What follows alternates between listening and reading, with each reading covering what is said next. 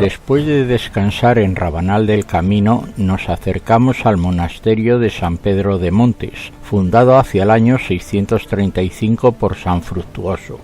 El 24 de octubre del año 919 se consagra a San Pedro la iglesia del monasterio reedificado. Junto a la antigua entrada del claustro se conserva una lápida grabada en caracteres semimozárabes relatando esta consagración y la historia del edificio en breves apuntes. Se duda si esta lápida es coetánea a la consagración o posterior, no más allá del siglo XI. De esta época solo se conservan las columnillas de las ventanas del campanario, aunque esta datación es muy discutida. El auge del monasterio en el siglo XI al XIII, gracias a la consolidación de sus dominios, siendo sus principales abades Fray Vicente, último tercio del siglo XI, Fray Fernando y el abad Nuño, mediados del siglo XII. Es en el siglo XVIII cuando la mayoría de los monasterios renuevan sus fábricas, hecho que también se produce en el monasterio de San Pedro de los Montes, donde además se incrementa el número de monjes pasando de la decena del siglo XVI a los 18-21 en este siglo. En vez de construir una nueva iglesia, como sucede en otros monasterios, se amplía la medieval, construyéndose un nuevo imaforte barroco en la fachada occidental y ampliando en un primer momento la sacristía, que posteriormente sería rehecha totalmente, siendo una de las mejores piezas del monasterio. Posteriormente, la desamortización de Mendizábal de 1835 supuso la exclaustración. En 1846 o en 1842, según otras fuentes, un incendio acabó con casi todo el monasterio, dejándolo en un estado de ruina similar al que se puede contemplar hoy en día. Llegando a Ponferrada podemos acercarnos a su castillo.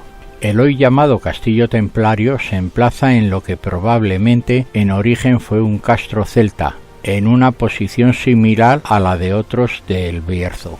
Posteriormente se cree que fue un emplazamiento romano y visigodo, como podemos ver por los restos de construcciones anteriores. Hacia 1178, Fernando II de León permite a los templarios establezcan una encomienda en la actual Ponferrada. En 1180 el rey expide fuero para la repoblación de la villa que había surgido un siglo antes, documentándose la primera fortificación en 1187.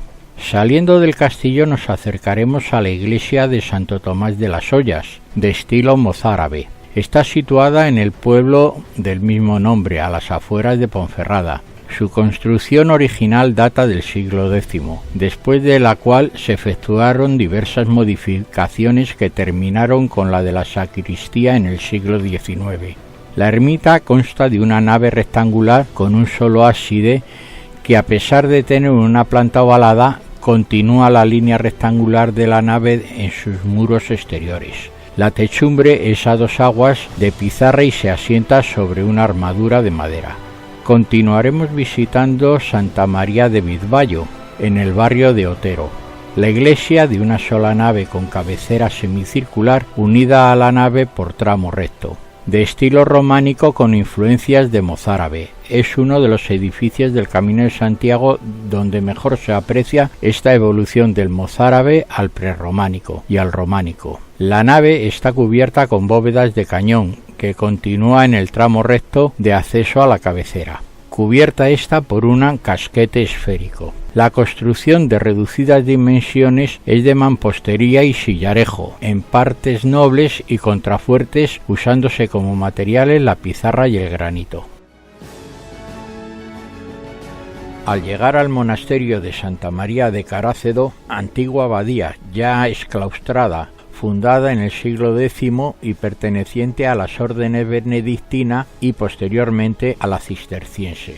El primitivo templo románico progótico, de 3 naves y triple cabecera absidial, fue casi enteramente demolido a finales del siglo XVIII, para permitir la edificación a partir de 1796 de una nueva iglesia de estilo neoclásico y de una sola nave. De la primera fábrica se conservan elementos de la nave meridional, el tramo de los pies con la fachada occidental, que presenta un óculo tardorrománico, y adosados al costado norte los restos reubicados de la antigua portada del transeto medieval, con dos estatuas columnas tardorrománicas que retratarían a Alfonso VII y al abad Florencio, y que sostienen un tímpano semicircular con el Pantocrátor, inserto en la mandorla mística y rodeado de los símbolos del Tetramorfos. La torre meridional en forma de husillo, con accesos desde el interior del templo, situada al lado de la torre moderna, de planta cuadrada.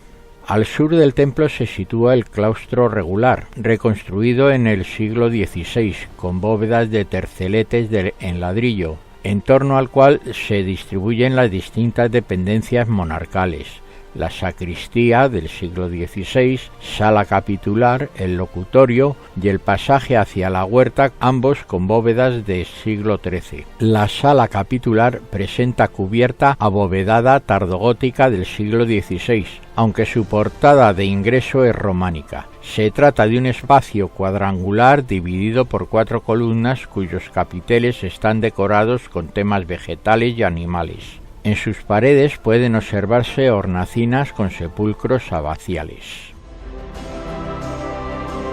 Ya en Villafranca del Bierzo vemos la colegiata de Santa María del Cluniaco. Tuvo sus orígenes en un monasterio benedictino erigido en el siglo XII. La decadencia del monasterio comienza a principios del siglo XIV, por ello, en 1529, a instancias del entonces virrey de Nápoles, don Pedro de Toledo, la abadía de monjes se convierte en colegiata de canónigos. La colegiata constituye una interesante muestra de la arquitectura berciana del siglo XVI, aunque su terminación se produzca 200 años después. Vamos a la iglesia de San Juan o San Fiz de Viso, situada a las afueras de Villafranca en la carretera hacia Corullón. Fue una de las 4 parroquias de la villa. En un principio perteneció al monasterio fundado por San Fructuoso de Braga en el siglo VII, aunque la iglesia actual pertenezca a finales del siglo XII o comienzos del XIII. La iglesia es de planta rectangular, con ábside semicircular. Están separados por un arco de medio punto, con el apoyo de 2 contrafuertes. El ábside, a su vez, tiene 4 pilares. El techo es de madera a 2 aguas en la nave y bóveda en las capillas. Los muros están realizados en sillarejo pizarroso.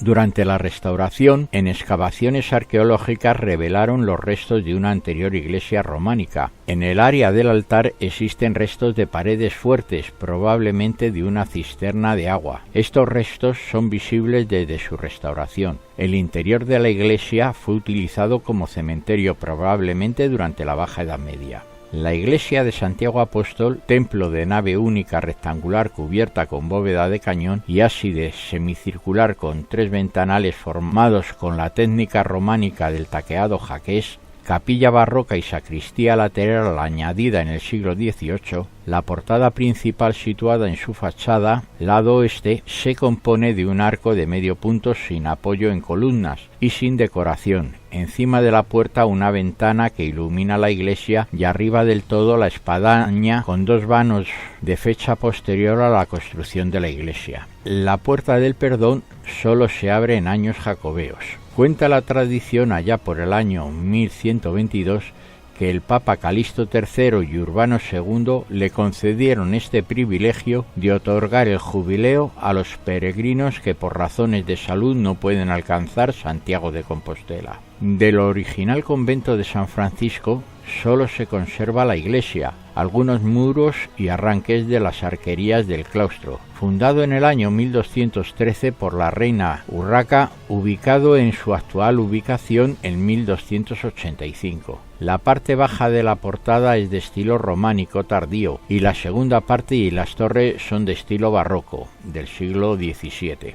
En la segunda mitad del siglo XV la iglesia fue ampliada con el patrocinio del conde de Lemos.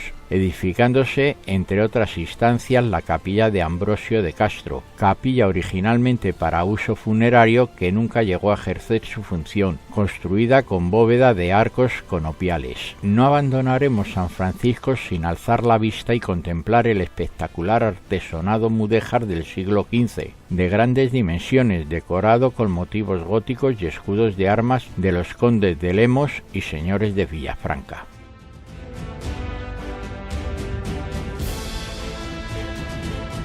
Llegamos a Portomarín, lugar reubicado por la construcción del embalse de Belesar, al vecino Monte do Cristo. Se trasladó la iglesia de San Nicolás de estilo románico levantada por la Orden Hospitalaria de San Juan de Jerusalén, cuyas piedras fueron numeradas y ensambladas de nuevo en su actual emplazamiento. Dispone el templo de 3 portadas con rica decoración escultórica.